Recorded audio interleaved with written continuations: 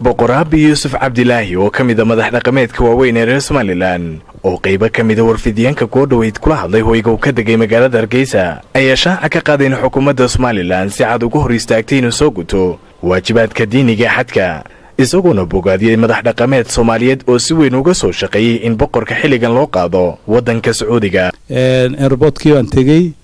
markaan airportkii tegay waxaan u socdaa xajka waxaan doonayaa inaan baxo aniga laba nin baan ahayn oo halkan ka tagayay aniga iyo Sheekh Cali Warsame uu baxay anigana waxaan waan baxayaa oo waxaan ku wada soconaa xaramka waxay yiraahdeen amar baan la siiyay bixi maysid marka ka noqo halka dabeeto waxaan ku uri sababtu waa maxay amarka ay siiyay cidi amarka siisay ii dhiiba aan bal wada hadal leh marka waxay yiraahdeen anagu askar baanu nahay amar baan la siiyay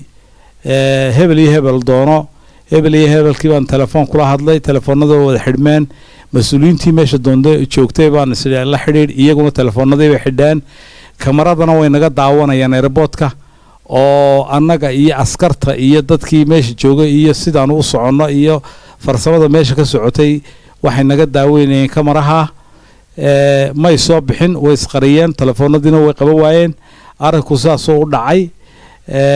marka waxaan garan waayay sababtu waxay tahay waan baaro waxaan sii tolow waxaan aad samaysay amba dambiga aad gashay waa maxay dhinac walba waan ka eegay waan garan waayay wuxuun baan isla malaa waa shirkii garxashiis ee awoodeen mise tolow waa siligii aad ka hadlaysay dadka danyarta ee laga qaaday dhulkoodii ee aad lahayd dhulkooda dadkii danyarta ha la siiyo labada arrimood baan ka wadi waayay inay tahay falcelin ay ku sameynayaan arrinta waa runtii iyo inay isku kaayo dhufanayaan nimanka meesha haysta iyo aniga ay isku kaayo dhufanayaan iyo cid kale oo dhaxo oo waxaan ka faa'iideysanaysaa inay jirto waan garan waayay waxaan u dhaafayaa dadweynaha runtii dadkii ila tacaadufay ee dabadaha jooga iyo dhulkaba meel kastoo ay joogaan ee ka xumaaday cid kastoo ay yihiin ayagana waan ka raali gelinayaa jawaabtana iyagaan u dhaafayaa isweydiinta iyagaan u dhaafayaa arrinka dhacay waxaan maanta ku talagalay inaan intaasun faahfaahiyo wixii dambe ee layga baahdana diyaar baanu ahay aniga kaligeena maan ahayn madax dhaqameed kale ay la socday dad badan baa ila socday markhaatiyaal baa loo wada hayaa arrintu saasay u dhacday cid aan imanka eedeeyo iyo cid aanan ka duwo eeda midna garan maayo laakiin waa lay diiday inaan dhoofo oon xaramkii tago intaas baan doonayaa inuu sheego dadweynaha waana mahadsantiin waxaan horta mahadnaq iyo salaan iyo raaligelinba aan ka siinayaa ciddii ka qayb qaadatay fiisahayga iyo tegitaankayga iyo shaqadii wacnayd ay soo sameeyeen waxa aan leeyahay waa idinka mahad celinayaa ilaahayna ha idinku daro miisaanka xasanaadka sida ugaas maxamuud cali ugaas oo kale sheekh cali wajiis oo kale waxaan leeyahay dadaalkiinii iyo qabanqaabadii aad soo samayseen aad iyo aad baa ugu mahadsantiin runtii waanan ka xumahay waanan ka raali gelinayaa dadka ciddii soo shaqaysay ee shaqadaa wanaagsan soo qabatay ku dadaashay inaan tago xajka caafimaadkaygana soo eego aad iyo aad baa u mahadsantihiin waana idinka mahad celinayaa kuwa ishortaagay runtii waxaan dhaqan u ahayn ummadda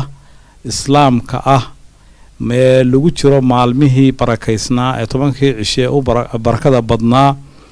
ku kacay inay iga hor joogsadaan xaramkii ilaahayna waxaan leeyahay dadweynahay u taallaa socday ee aanu wada soconay aanu israaci lahayn ee aanu saaxiibada ahayn sida boqor burhaan oo kale boqorka daarood waxaan leeyahay aad iyo aad baad u mahadsantiin waxaanu dhanka kale boqor Aabi Yuusuf Cabdilaahi u diray fariin aqa bulshada deer wadaagta ku wada dhaqan deegaanada hoos yimaada degmada Ceelafweyn ee maalmihii laga soo guday dirirta adag ay ku dhex mareysay deegaanadaasi waxa kale oo aan ka hadlayaa runtii aan doonayaa inaan halkan ka jeediyo baaq nabadeed oo u dhaxeeya beelaha bariga gaar ahaan deegaanka Ceelafweyn dagaalada ka dhacay aad iyo aad baan uga xunnahay waxaanan rajaynaynaa inuu caqligu shaqeeyo oo nabad ku soo dabaashaan ficilka joojisaan ficilku wuxuu dhalayaa un xumaan kale waxaana loo sheegayaa in la gubay reero dhan oo meel iska yaala runtii waa ficil xun aad baan uga xunnahay haddii falcelis kale laga sameeyana wuu kasii xumaanayaa waxaan idin leenahay walaalayaal arrintaa joojiya waanu ka xunnahay baaqa waanu aad iyo aad baan idinku boorinayaa wixii dhintana allaha u naxariiso waxa dhaawacana allaha shaafiyo sidaas baan idinku boorinaya iyadana boqor Aabi Yuusuf Cabdilaahi ayaa ka mid ah madax dhaqameedka waaweyn ee reer Soomaaliland isla markaana sida weyn bulshada Soomaalidu ay u cisayso Faisal Maxamed Aadan Faisal Fifa TV caalamiga Somali Cable magaalada Hargeysa.